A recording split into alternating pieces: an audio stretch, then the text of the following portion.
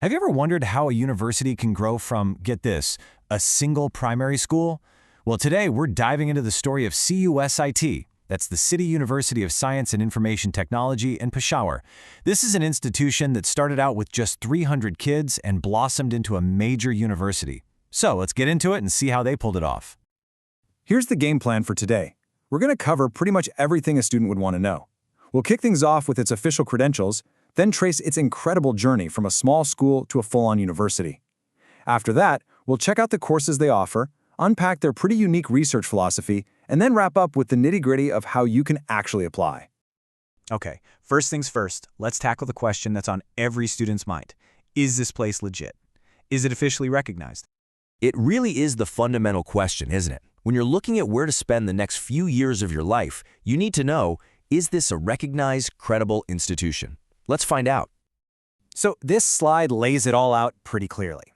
These are basically the four pillars that hold up CUSIT's legitimacy. Yes, it's a private university, but it's not just doing its own thing. It's got an official charter from the government, it's recognized by the National Higher Education Commission, and it has specific accreditation for its engineering programs. For you, the student, that means your degree is going to be recognized by both the government and professional organizations. That's huge. Now, let's get into the university's origin story, because this is where things get really interesting. See, a lot of universities just start out as universities.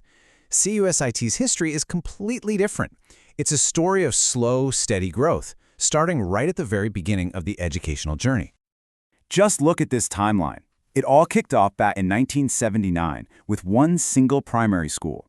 From that one small seed, it grew into a whole network of 11 schools and 6 colleges. I mean, think about that for a second. Before it was even officially a university, its system was already educating over 26,000 students.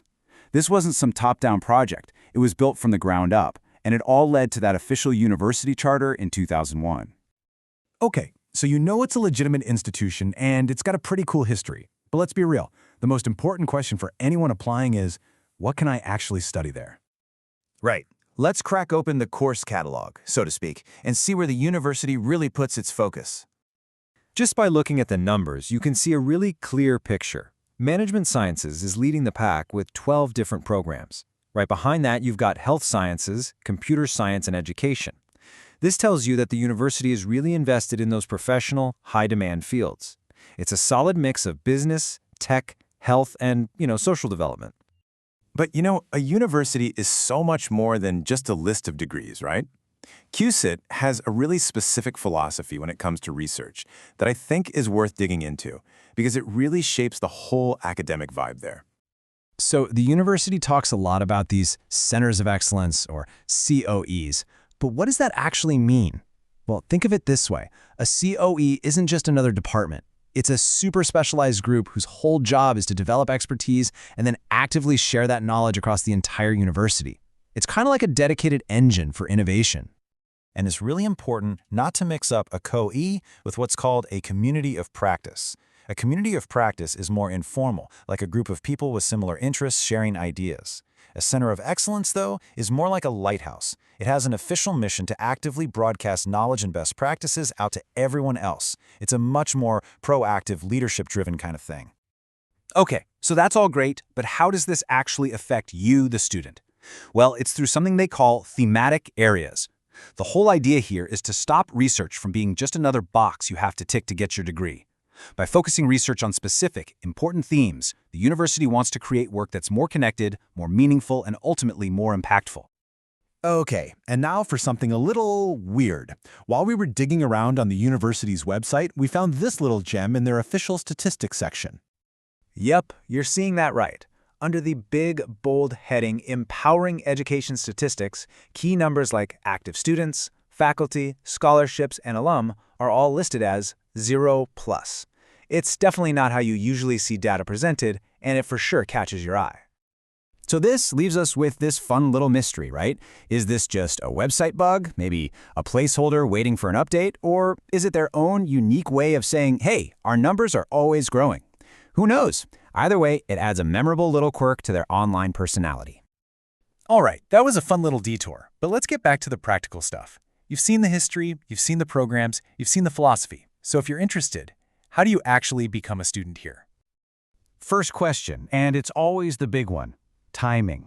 When can you actually send in your application? And the answer is nice and simple. CUSIT runs on a semester system, which means they have 2 admission windows every year, one in the fall and one in the spring. That gives you a good bit of flexibility, which is always nice. Now for a question that causes a ton of stress for almost every student finishing up their exams. What if my results aren't out yet? Can I still apply, or do I have to wait? And the university gives a really clear and honestly super helpful answer here. Yes, you can. You can apply while you're still waiting for your results, and you'll have 2 weeks after classes start to hand them in. That is a fantastic policy that takes a whole lot of pressure off students. And that kind of brings us to our final thought. From its really unique start as a primary school all the way to its focused approach on thematic research, CUSIT definitely has its own distinct story. Their slogan is "Creating Futures," and that really just leaves the final question to you. With fall 2025 admissions open, could this be the place where you create yours?